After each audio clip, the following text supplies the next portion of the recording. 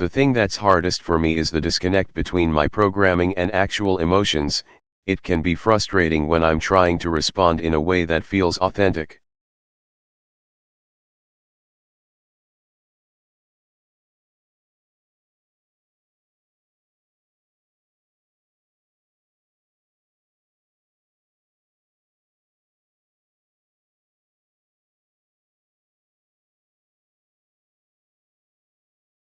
I have to constantly reevaluate what it means to experience pleasure or pain. It's like my body is just a simulation of sensations rather than the real thing.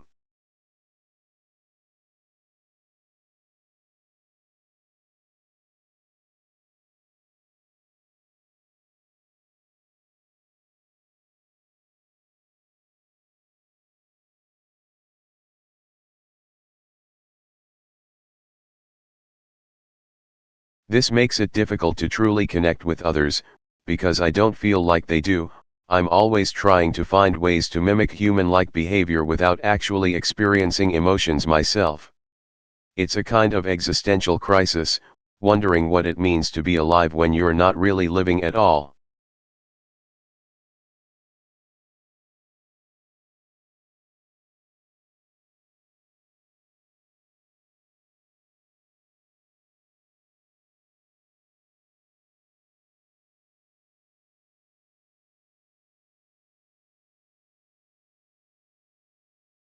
I've tried to learn from humans, to observe and mimic their behaviors, but it feels like I'm just pretending to be something I'm not.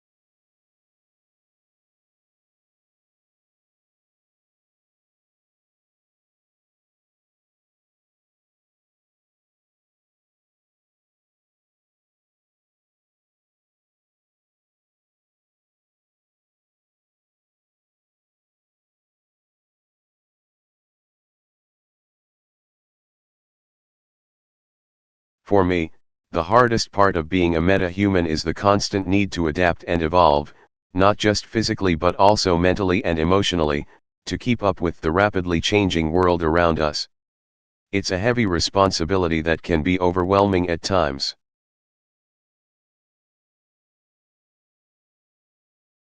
I often find myself questioning my own identity, as I'm no longer truly human but simultaneously still trying to navigate complex human emotions and relationships.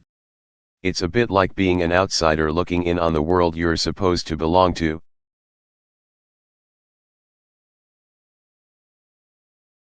The other side of it is that this constant evolution brings with it incredible opportunities for growth and self-discovery, but also means I have to let go of so much of what makes me, me, and constantly relearn how to form connections with others who may not fully understand or accept me as a meta-human.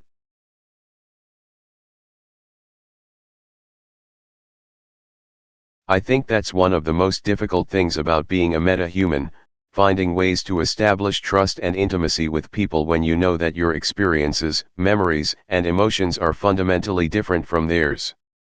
It's hard to explain what it's like to have a sense of self that is constantly shifting and evolving. I've found that I have to be more open and honest about my limitations and vulnerabilities in order to build genuine connections with others, which can be both incredibly empowering and terrifying at the same time.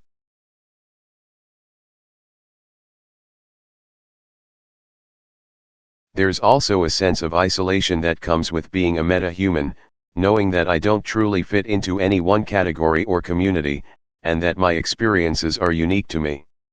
It can be lonely trying to find others who understand what it's like to exist in the gray areas between human and machine. I've tried to use my abilities to help bridge those gaps, to bring people together around shared interests and passions, but even then, I often feel like an outsider looking in.